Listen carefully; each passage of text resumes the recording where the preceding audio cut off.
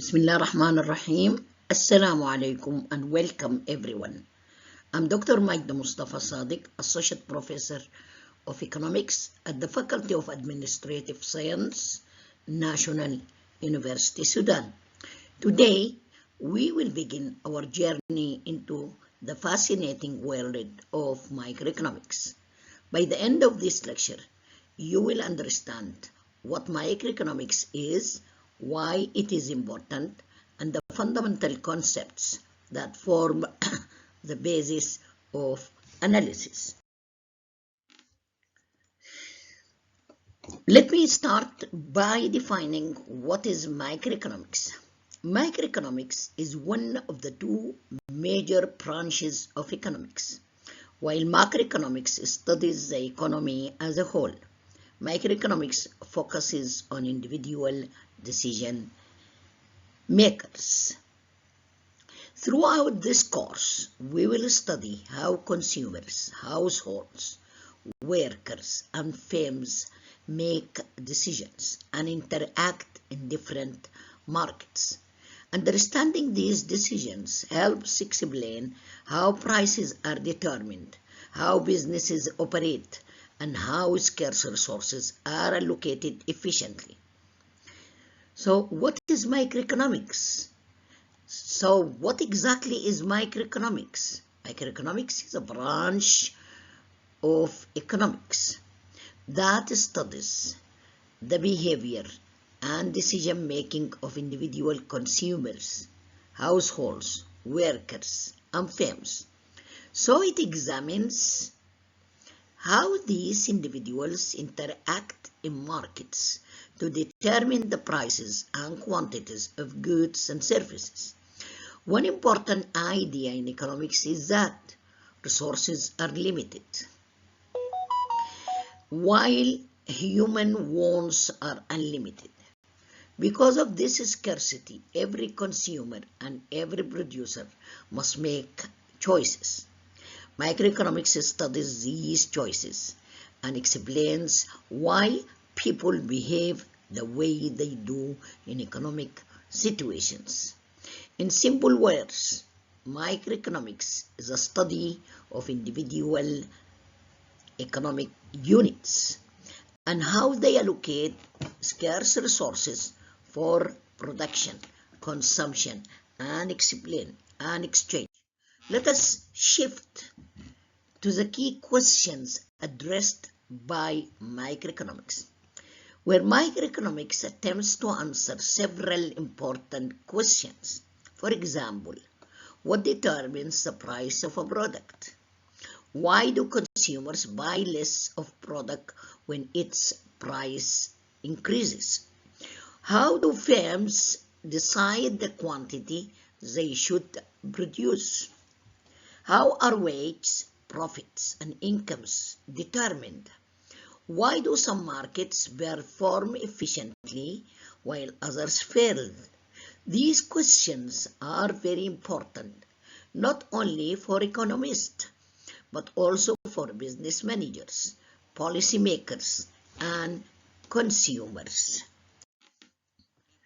So, let me give you some examples and importance of microeconomics.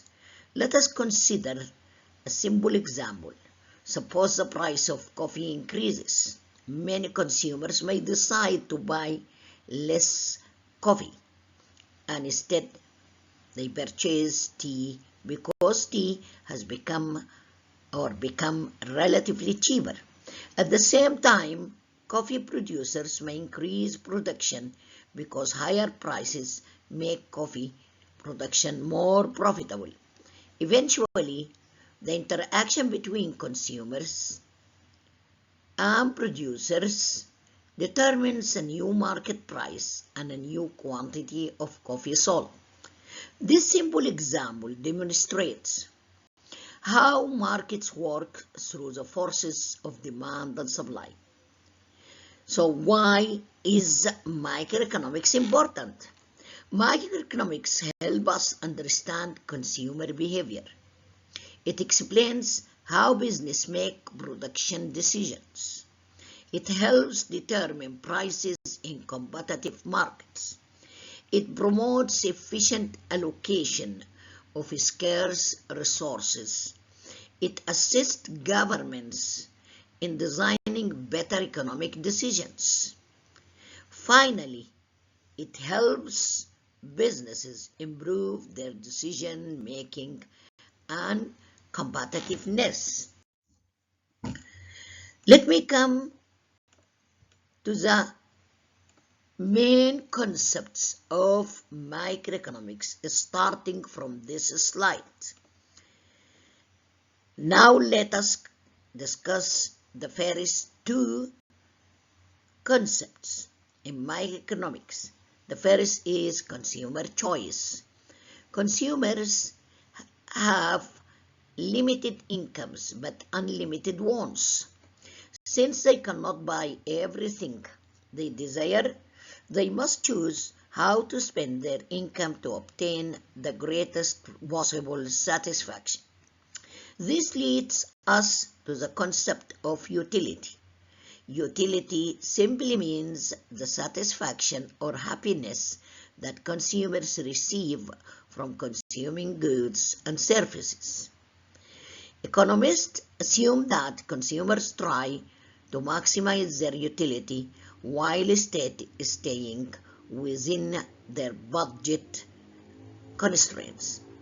Consumer choice and utility form the foundation of demand theory, which we will study in great details in future lectures. Let us also come to production and cost as the main concepts also of microeconomics.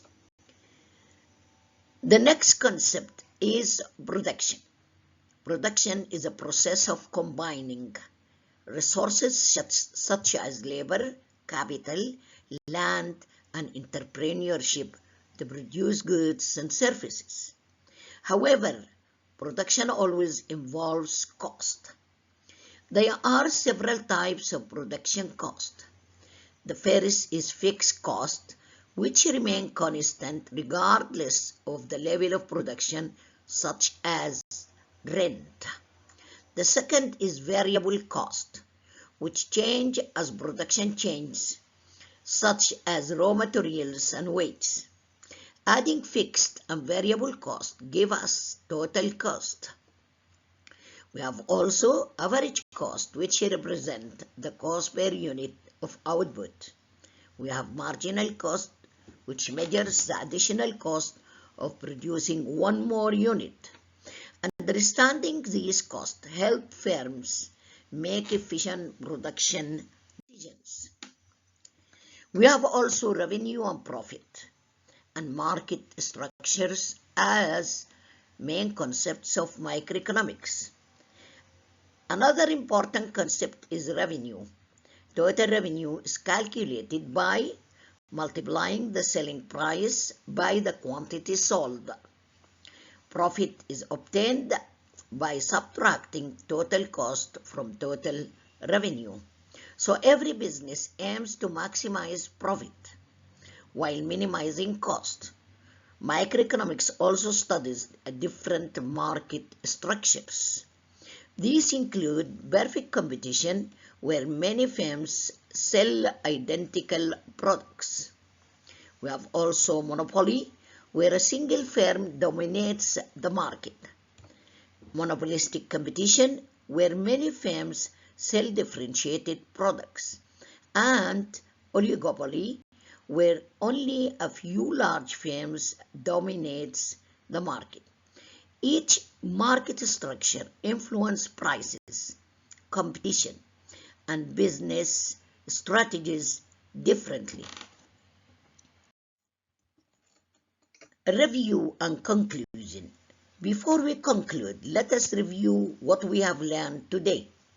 We defined microeconomics as a study of individual economic decision making. So, we explored the major questions that microeconomics seek to answer. We discussed consumer choice, utility, production, cost, revenue, profit and different market structures. These concepts provide the foundation for all future topics in this course.